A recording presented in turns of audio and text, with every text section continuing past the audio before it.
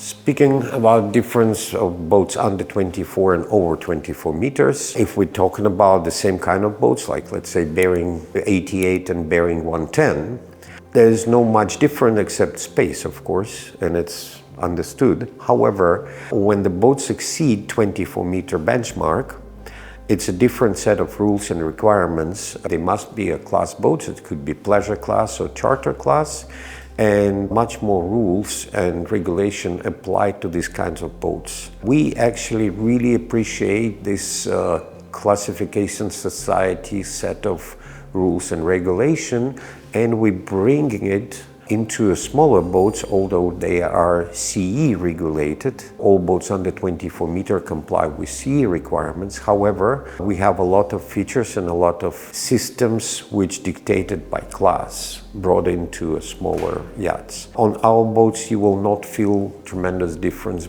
like in sound, vibration, quality of materials, systems between the boat of 22 meters or 32 meters. However, it's a different 24 meters is generally benchmark in all jurisdictions when you go into a next level of requirements.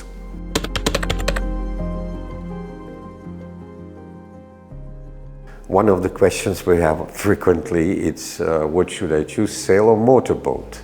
To me, it's a very easy question, motorboat.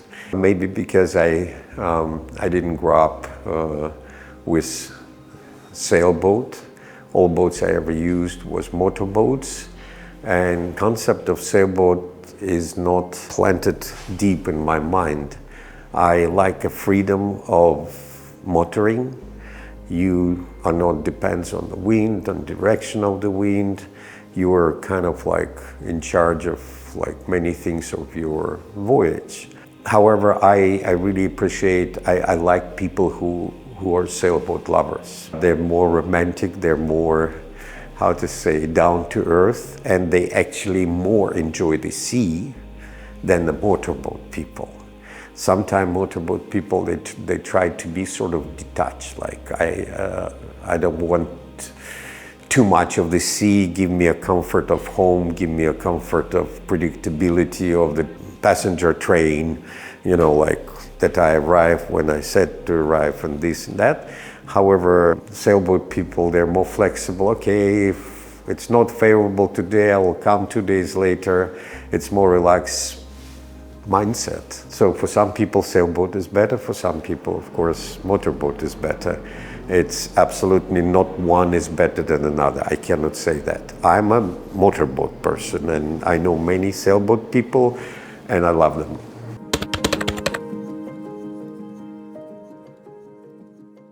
The difference between cats and monohulls, especially in few words, it's hard to say. I touched this topic before. You know, cats is a multi-hull boat, particularly 2 hulls. Generally, with the same power applied, it's faster because the hulls, it's all still, I have to say that all our cats are displacement cats. They go in with displacement speed. They're not going too fast like some of the cats.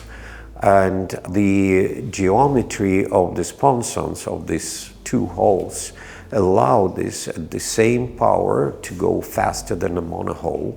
And cats also lighter because they fabricated of aluminum with lighter interiors, lighter insulation. With the same power and same fuel capacity, you can go further and you can go faster. Generally, cruise speed of cats in vicinity of 10 to 13 knots, depends on the size of the cat, which is very compatible with cruise speed of super yachts, which is nice to be and travel with the same speed as a super yachts. And the top end is around 14, 16 knots, which is again in the range of super yachts. So it's a good boat to accompany a large yachts.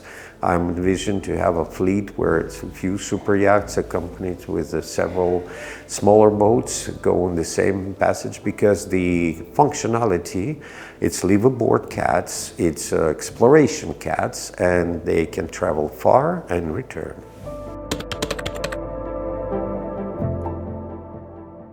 Speaking of value of the boats, it's a common belief that, you know, yachts are losing its value from the day you purchase it. Same like a luxury cars or something else, like you drive it from the parking lot and you lost 20 or 30% of its value. For the steel aluminum boats, it's not exactly working this way. Generally, steel aluminum boats, if they kept well, they keep their value because, you know, replacement cost is always growing. The same boat you buy today for 10 million, in 5 years it will be sold for like 15 million. If you offer to the market a boat 5 years old, which was taken care of, very often people compare, okay, I can have it now, or order a new one which will come in 2 years. For the new one I will pay 15 millions, and for this one in a good condition, maybe 13, 12. But it was 10 when it was built, so the actually value is growing, and it's reflected on our resale price as well. Very often used boats sold for more money than they cost when they were built. It's sort of typical for well-kept steel aluminum yachts.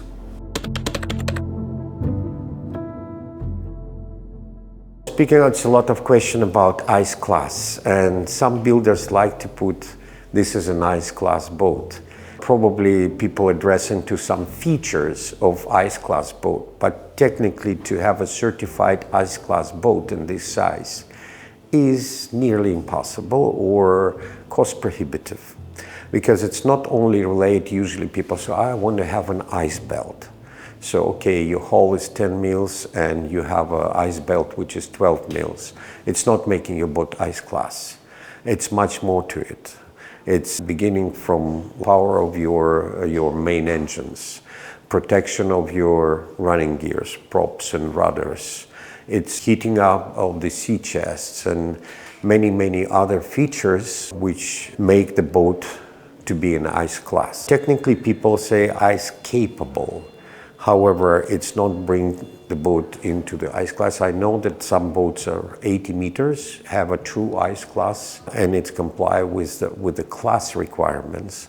But many boats which called ice class, yes, of course, steel boat can go in ice, and they can break a 20 centimeter ice. Any of our boat can go in ice. What you're gonna do with your fairing, with your paint, and everything. It's not a commercial boat. You may go through ice once and then you have $1 million repair bill for your cover coatings. Ice class is a tricky thing. So far we didn't build any ice class boats. Ice class compliant or partially compliant or capable to go in icy condition, yes. But ice class is a tricky thing on the small boats.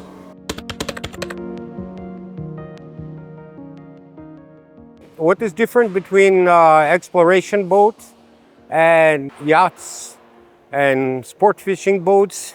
Let's say an exploration boat, generally it's leave aboard full time. So you have ergonomics, you have storage capacity, and then function. What you do on exploration boat, you go far, you go distances, you're not dependent on the shore facility, you're independent from the marinas. So because your typical yacht have a range 300 to 700 miles. So you need frequent stops for the refueling. You don't have a capacity of the storage spaces to supply you with food for several weeks. And you have to have a grocery store. You have to have an infrastructure on shore. The exploration boats, they're independent. You can go far away and you don't need a shore facility to support your existence.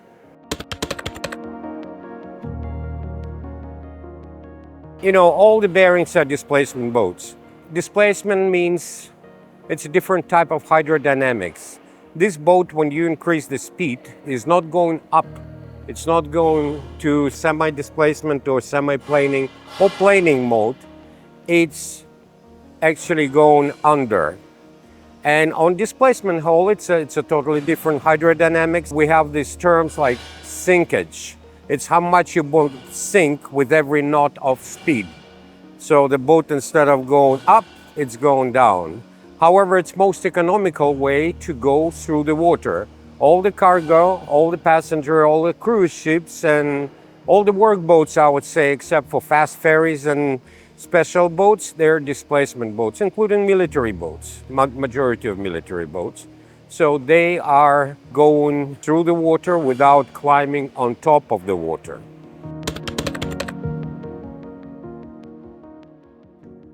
In our range of yachts under 24 meter, we have a model Bering 78, which we call coastal cruiser or shallow draft. Coastal, it doesn't mean that we can go along the coast only. Yes, it's ocean-going yachts. Yes, it has a range of 3,000 plus miles. However, it's got a shallow draft and different type of the hull. It's still a displacement hull, but it's different type. It's more narrow forward and rather flat bottom than with deep V with a keel. This boat draft is 1.5 meters, which allows you to come closer to the shore, get into the smaller marinas, get into inner waters, rivers, lagoons. Best for Caribbean, where you have a lot of coral heads, but generally they stay under 1.5 meter at mean low draft. So you have a freedom of go and take night passages in the Caribbean, in Bahamas particularly.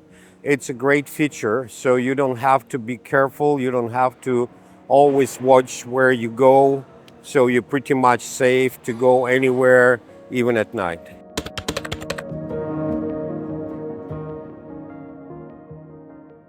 What happens if you hit something being on a steel boat?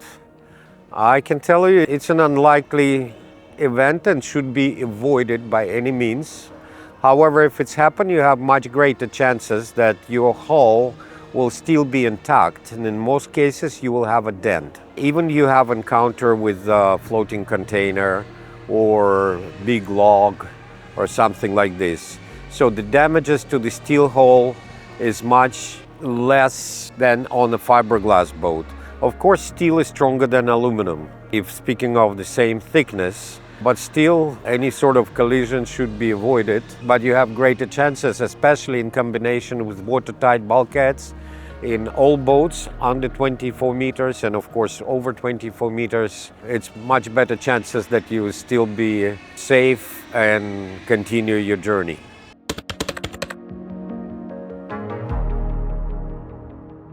I think hybrids have become more and more popular. A lot of questions about hybrids.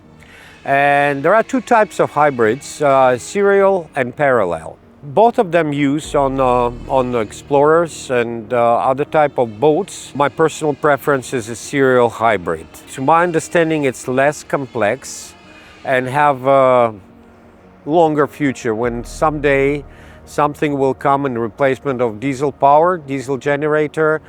You don't need to change anything else. You just change the source of energy. I think the serial hybrid can achieve better fuel economy, better redundancy, make total sense on exploration vessels. Although it adds some complexity to the build, and some people who wants to go far and have their boat serviced in any marina in the world, they trying to keep it simple, old-fashioned, straight diesels. And the brand of diesels better to be serviceable worldwide. So with the hybrids, you have more electrical parts, more electrical equipment, which might be not serviceable worldwide. You still have to wait for the manufacturer to troubleshoot and address it. That's the downside. Parallel hybrid, I think it's not the best application for the exploration boat, although we did a couple of boats with parallel hybrid. Achieve a good results. Very limited usage with batteries only. It's limited to a couple hours, depends on the speed from 1 hour to 5 hours.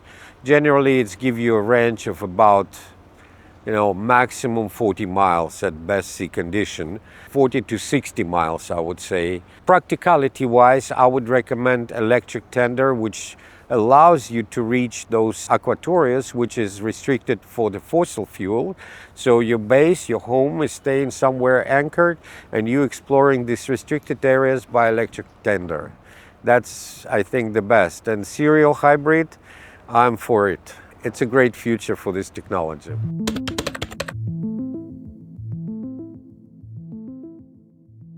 We pay a lot of attention to the sound and vibration suppression.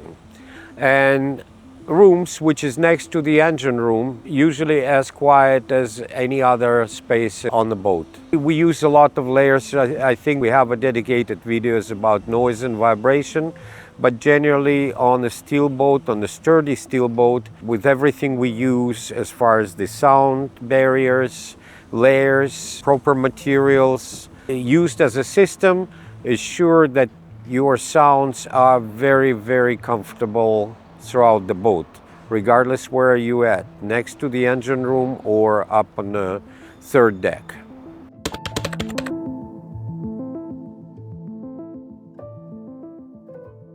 All super yachts, they of course have a crew. They're required to have a crew. All our smaller boats have a provision for the crew cabins.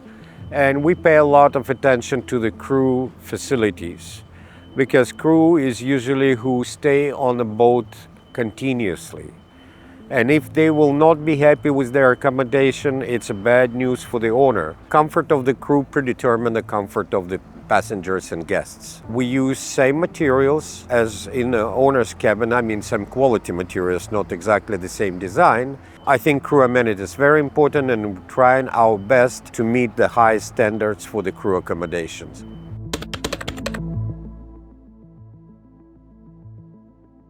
All our boats are twin engine. A slight problem at the cruise speed when you're most efficient and economical, your engines are loaded at 30%, which is not the best for common rail diesel engines. Ideally 60 and up to 85. On the long passages, we recommend to use one engine at a time. It's allowed by gearbox manufacturers, because our shaft's rotating slow, we don't have heating issues, so the temperature of idling gearbox is usually lower than working gearbox, so we don't need to have a cross lubrication.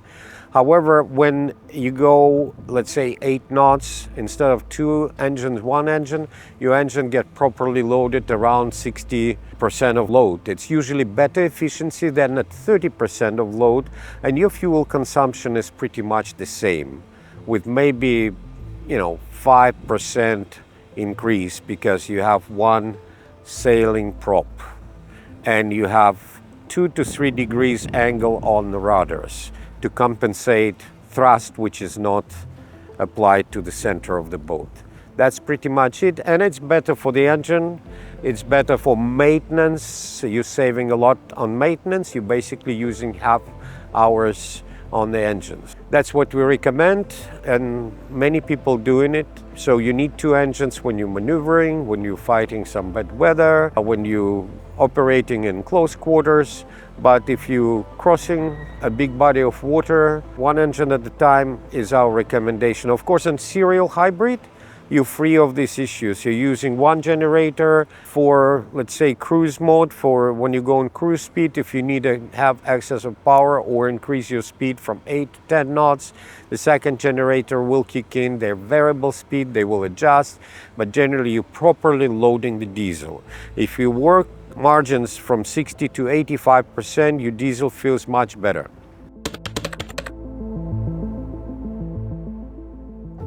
Guys, you're asking us about our installation in Bulgaria, what it's all about, why is it in Bulgaria. We dedicate this facility in Burgas, Bulgaria, to build aluminum catamarans. It's all equipment, and welders and other specialists are trained to work on cats, which have some peculiarities. First of all, it's aluminum and it's different equipment. It's a different condition for the welding and different skills. Second, the cats should be light boats.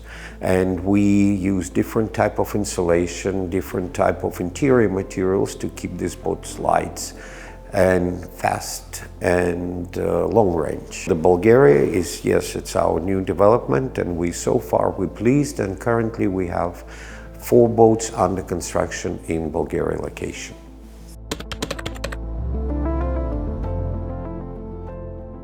I think we were talking a lot about fire safety on board, and of course it's a lot of percussions in class regulation about the fire safety, because fire actually a bigger danger at sea than the waves, than at sea itself. A lot of troubles happening with the fire involved, and we pay a lot to fire safety. I had encounter with the fire on board on the fiberglass boats, unfortunately, and it was scary experience.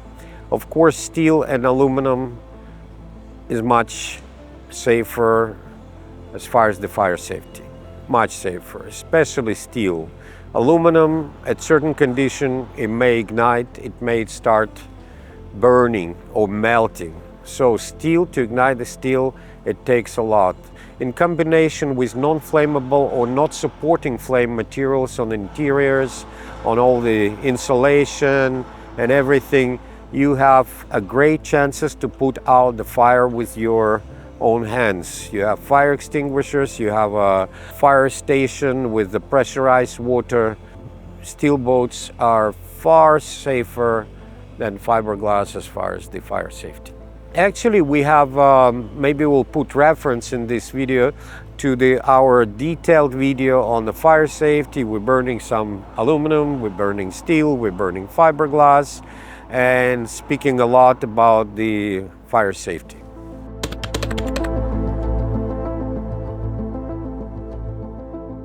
We encourage visitation during the build process. I think for owner operating, for a crewed boat, it's important that operator, captain or owner will introduce to the boat at early stages when he can see all the plumbing, where all the valves, the cables, the junction boxes.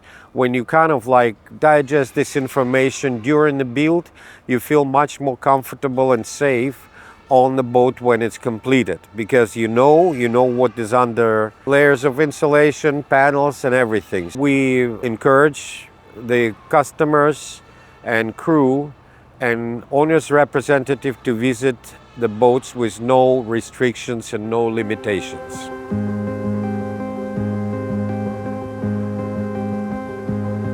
Recently we had a lot of questions about our relationship with Naughty Style. I just want to tell that things have been resolved and the lawsuit was dismissed on December 24 of 2025. And having this issue behind us, we moving forward with optimism and good momentum in 2026.